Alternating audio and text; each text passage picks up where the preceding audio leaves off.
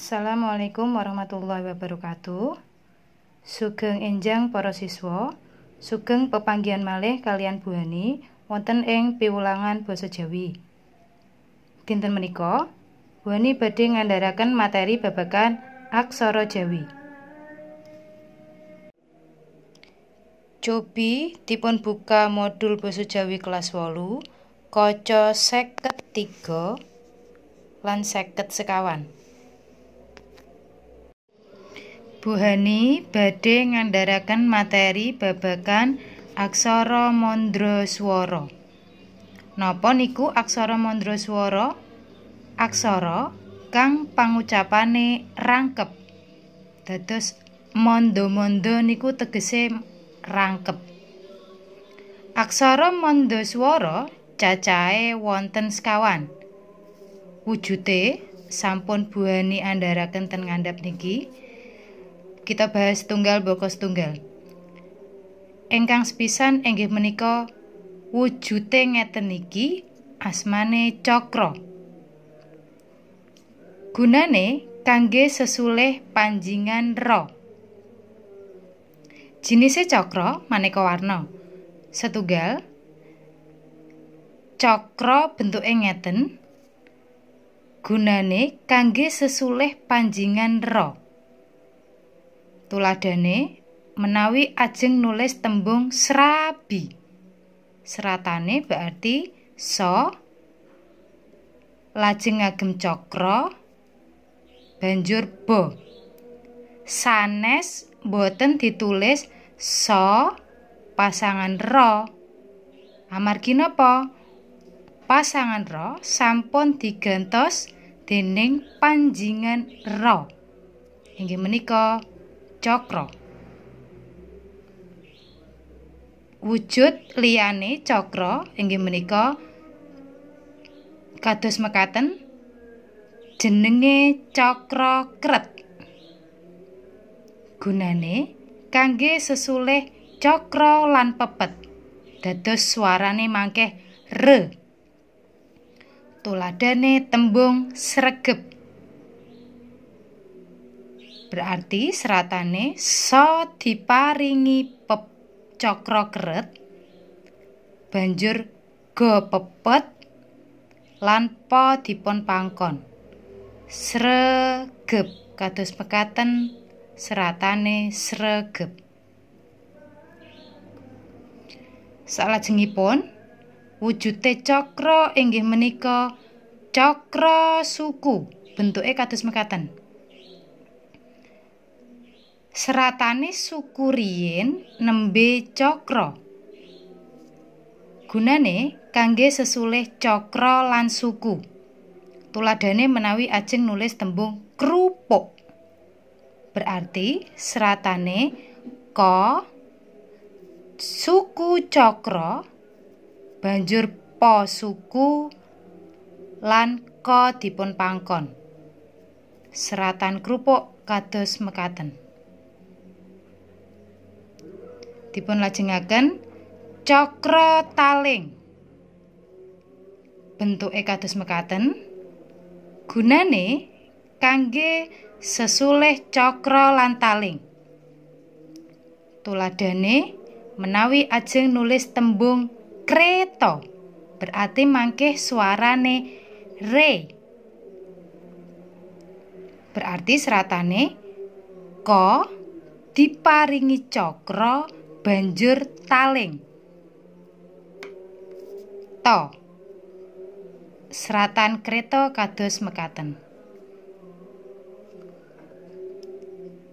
Wujud cakra salajengipun inggih menika cakra taling tarung. Gunane kangge sesulih cakra lan taling tarung. Tuladhane tembung kroto. Kroto berarti mangke migunakake ko dipun cakra banjur diparingi taling tarung. To diparingi taling tarung kados mekaten. Kroto. Dipun lajengaken malih ten aksara mandraswara ingkang nomor kalih. Wujude mekaten. Jenenge Pengkal. Gunane kangge sesulih panjingan ya. Tuladhane menawi ajeng ndamel tembung kiai. Kiai menika seratane ka diparingi pengkal. Sanes ka diparingi ya. Amargi napa? Pasangan ya utawi panjingan ya sampun wonten sesulihe, sampun wonten gantine. Inggih menika pengkal bentuke katen. Dados seratan kiai kados mekaten niki. Dipun lajengaken ten aksara mandaswara ingkang nomor 3 inggih menika mekaten bentuke. Asmane panjingan la. Gunane kangge nulis panjingan la. Dados menawi mangke nemu tembung tuladhane klapa, seratane berarti ka pasangan la utawa panjingan la banjur pa. Ten mriki wonten syarat. Yen mangke wonten panjingan la angsal suku, seratane panjingan la kasebut tulisane balik kados asale. Berarti seratane mangke kados mekaten. Tuladhane menawi wonten tembung kupluk. Kupluk berarti seratane ka diparingi suku banjur po. Lah niki panjingan lone menawi angsal suku seratane balik kados aksara pokoke. Kupluk ka banjur diparingi pangkon. Kados mekaten seratane kupluk. Ingkang terakhir, aksara mandaswara inggih menika mekaten bentuke panjingan wa. Gunane kangge nulis panjingan wa. Dados mangke swarnane wa. Tuladhane menawi wonten tembung swara. Seratane berarti so diparingi panjingan wa banjur ra. Kados mekaten nulis tembung swara. Buani bajutaken temriki Buani sampun gadah tuladha nulis aksara Jawi ten ukara. Monggo para siswa sesarengan kalian Buani ten griya piyambak-piyambak nyerat seratan aksara Jawi menika. Ingkang sepisan Supriya gagah prakoso. Seratan ten aksara Jawine ampun kesupen diparingi adeg-adeg.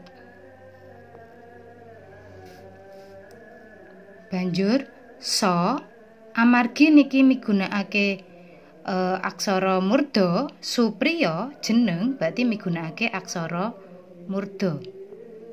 So murda banjur diparingi suku. Banjur po ampun kesupen panjingan ra. Kados wau sing Buani andharaken berarti migunakake cakra sanes pasangan ra. Supriya. Yo. Lanjut gagah. Gagah paten h berarti wignan. Lanjut po ampun kesupen diparingi cakra malih panjingan ra. Pra ko paringi taling tarung. So terakhiran diparingi titik. Supriya gagah prakoso. Seratane kados mekaten. Nggih. Lanjut nomor kalih. Pratiwi bocahe sregep banget. Pratiwi berarti asma diparingi aksara murda. Aksara murda po kados mekaten. Pratiwi berarti ngagem cokro malih pra to lanjur diparingi wulu terus wo wulu. Pratiwi seratane ngeten. Banjur bocahe bo taling tarung cahe amargi wonten panambang berarti seratane mangke diparingi weknyan riyin bocahe berarti seolah-olah hane mangke dobel.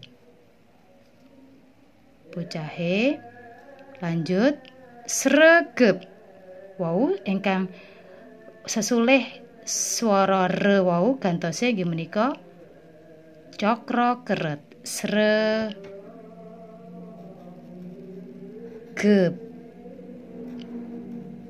go dipepet banjur po diparingi pangkon. Titike namung setunggal amargi wonten pangkon. Pratiwi bocahe sregep oh ampun kesupen banget berarti pasangan bo banjur ngo diparingi pepet banjur to dipangkon. Oke, sregep banget. Ngeten nggih? Pratiwi bocahe sregep banget. Banjur nomor 3. Tanti tuku krupuk urang. Seratan ten aksara Jawine aksara tanti berarti tene merga jeneng diparingi aksara murda. To murda banjur none mati bacute urip berarti migunakake pasangan to. Tanti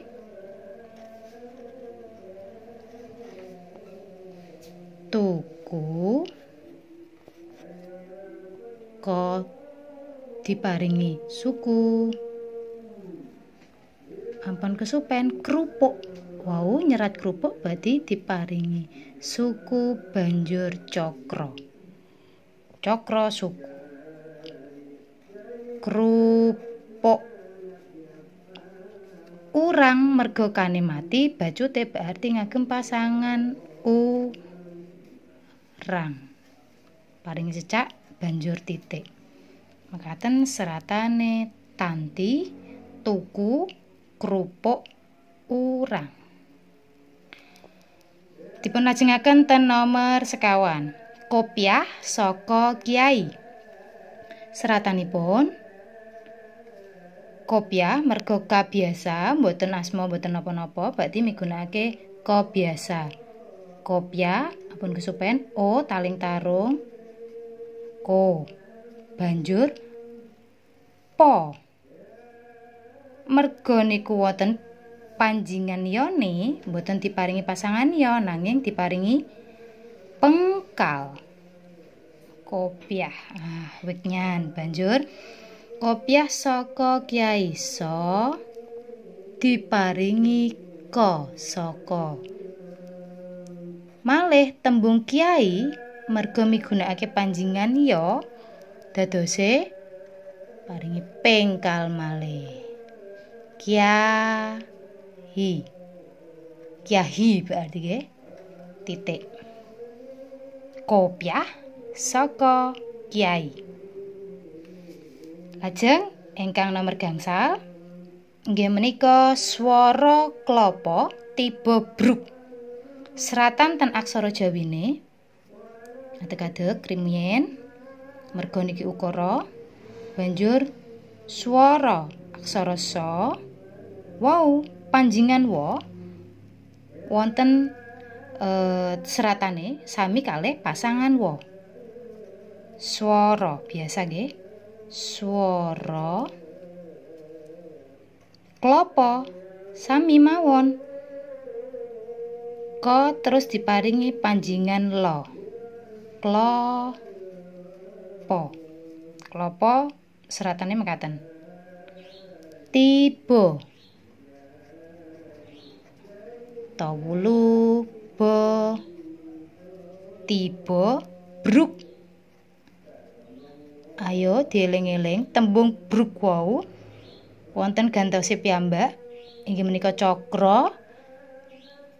Jenenge cakra suku tapi seratane suku riyin nembe cakra. Bruk. Oke, kone supaya mati dipaten pangkon banjur diparingi titik. Swara klapa tiba bruk. Oke, menika tuladhane panulisan tembung mandra swara. Kangge gladhen module dibuka kaca 50 gangsal. Cobi latihan gladhen nyerat lan maos aksara Jawi materi aksara mandra swara niki nggih nomor 1 dugi gangsal. Kangge gladhen mawon berarti boten usah dikempalaken nggih.